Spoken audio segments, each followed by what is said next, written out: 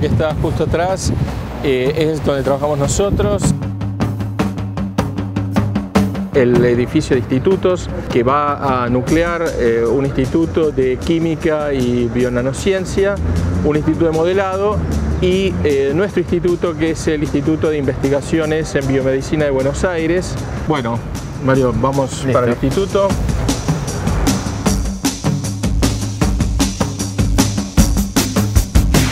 Yo soy Claudio Cavazotto, soy doctor en física por la Universidad de Buenos Aires. Estuve 12 años trabajando en Estados Unidos y hace poco que volví al país y soy investigador del CONICET y trabajo aquí en el IBIOBA. Mi nombre es Mario Rossi, me recibí en la UBA aquí en Buenos Aires y luego estuve trabajando y estudiando en distintos países en el exterior, y también hace muy poco que me reintegré al país con el programa Raíces y estoy también trabajando aquí en el Instituto del IBIOBA en la etapa de formación de los grupos de trabajo. Claudio y yo somos uno de los primeros que habitamos este lugar y estamos muy contentos, y poco a poco se está creciendo, y este es uno de los laboratorios. Los laboratorios son compartidos por más grupos que todos nos dedicamos a la ciencia biomédica. Bueno, este es uno de los 3 laboratorios que hay aquí en el IBIOBA, en el Instituto de Biomedicina. Todos los laboratorios están, este se está terminando de equipar, pero digamos, van a estar equipados con los estándares, mejores estándares internacionales, con equipamiento comparable a los mejores laboratorios del mundo. Yo trabajo en esta oficina, mi tarea es fundamentalmente computacional. Nosotros hacemos simulaciones en sistemas de interés biomédico. Con nuestros cálculos buscamos ayudar para que el proceso de diseñar un fármaco, que habitualmente insume muchos años y mucho dinero, sea más breve y más económico.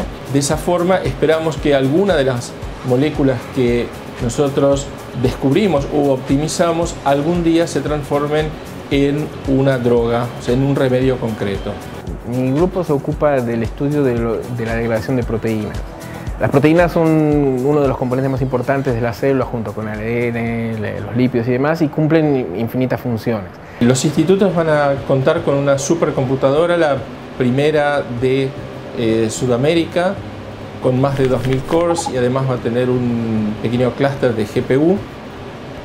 Y eso realmente a nosotros nos va a significar una gran diferencia en lo que se refiere a poder de cómputo. Nuestra área espera en los próximos, de aquí a 5 o 10 años, realmente transformarnos en un grupo de vanguardia en lo que se refiere a simulación biomolecular y especialmente al diseño de fármacos asistido por computadora. Yo me fui hace 15 años y siempre tuve la intención de volver, pero obviamente me llevó un rato encontrar el momento justo para volver. Este año yo volví al país y como investigador de CONICET me incorporé al IBIOBA. La elección del momento fundamentalmente estuvo dictada por la creación de este instituto y de buscar eventualmente un lugar adapto para poder desarrollar mi investigación al máximo.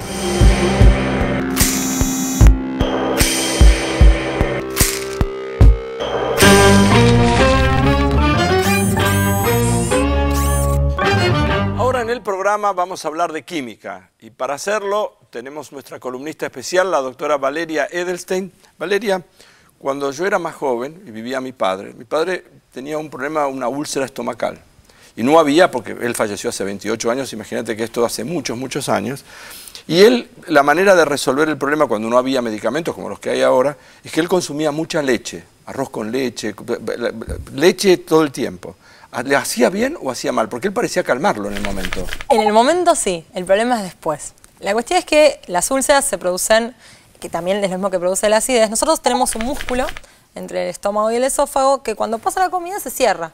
Entonces en el estómago se produce la digestión, ahí están los ácidos, el ácido del estómago, es ácido clorhídrico, jugo gástrico que hace que se digieran los alimentos. Cuando ese músculo no funciona del todo bien, o sea, no se cierra bien, puede ser porque está flojo, porque hay algún problema que hace que no se termine de cerrar. ¿Hay alguna válvula que se cierra? Es como, sí, es como un músculo, es un esfínter, que se aprieta y se cierra y después cuando tiene que pasar comida se abre. Entonces, si ese músculo no cierra bien, el ácido que está en el estómago puede volver hacia el esófago y es el famoso reflujo. Ese ácido va erosionando las mucosas y puede llegar a causar úlceras si no se trata a tiempo. Y es el que nos produce esa sensación de acidez, de ardor que quema. Bien. La leche es uno de los alimentos menos ácidos que hay. Entonces uno dice, buenísimo, lo usó para contrarrestarlo. Es verdad, en principio eso va a calmarme, porque es verdad que esto es poco ácido, entonces se produce una reacción de lo que sería una neutralización. Neutralizo el ácido en exceso. Pero el problema es que el calcio y las proteínas de la leche, por ejemplo la caseína, genera que se produzca mayor cantidad de jugo gástrico. Es como un efecto rebote. Entonces después de 2 o 3 horas empezamos a tener más ácido del que teníamos al principio y nos vamos a sentir peor. Entonces, ¿qué suele decir la gente? Bueno, ya se pasó el efecto, tomo más leche. No, estamos agravando el problema cada vez que tomamos leche. Hay otras cosas que se pueden hacer, que es usar lo que se llaman demulcentes. Los demulcentes son sustancias viscosas que protegen las mucosas.